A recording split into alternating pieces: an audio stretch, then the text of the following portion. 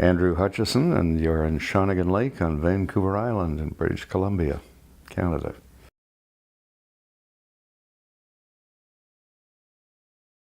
A psychologist will tell you that your earliest memory has to do with what you value most today. And that turns out to be the case with me, because I remember my baptism. I was over a year of age. I must have been approaching 2 years of age, I guess. And I remember vividly that rainy day as we went into church. I knew exactly what I was wearing.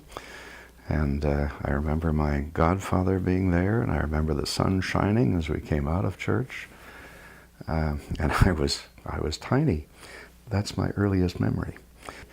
Earliest memory of faith has to do with a little boy of 6 years of age. And as I mentioned earlier, the family fell apart over my mother's illness and the huge challenge of trying to cope with that. And we were all shipped off to boarding school. I was 6 years of age.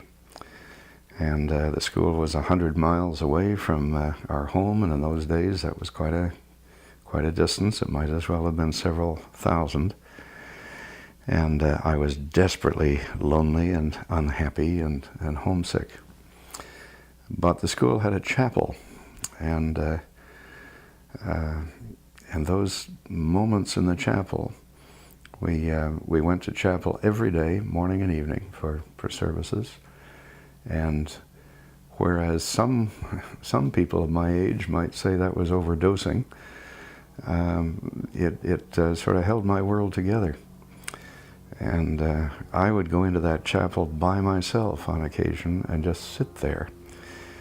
As a little boy of anywhere between 6 and 12, because I was there for 6 years, and I'd look up at a stained glass window, and in the window was a man with a kind face and wearing a crown of thorns and a beautiful robe and holding a lamp and knocking on a door.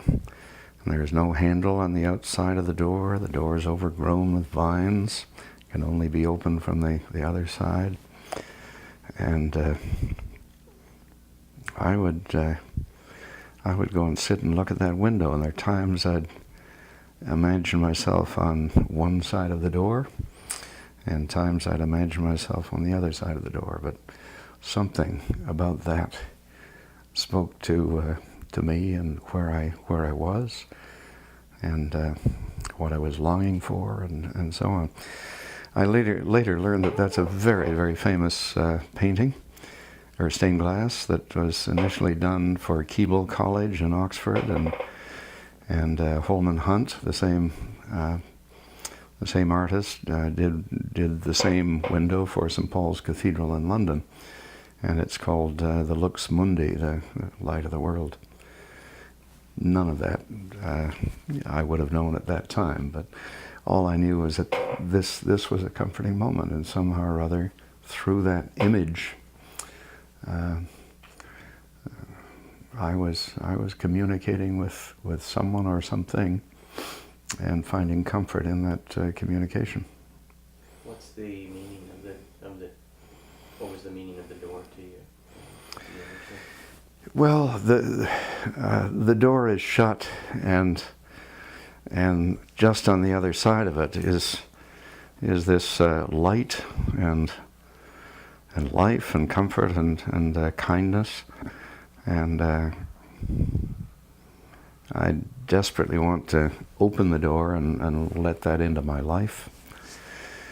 And sometimes I sort of imagine myself as holding that lamp and being on the outside of the door, and not quite belonging, not knowing where I belonged, and wishing that somebody would open the door and let me in, because sensing that there is a certain kindness and light and so on in me.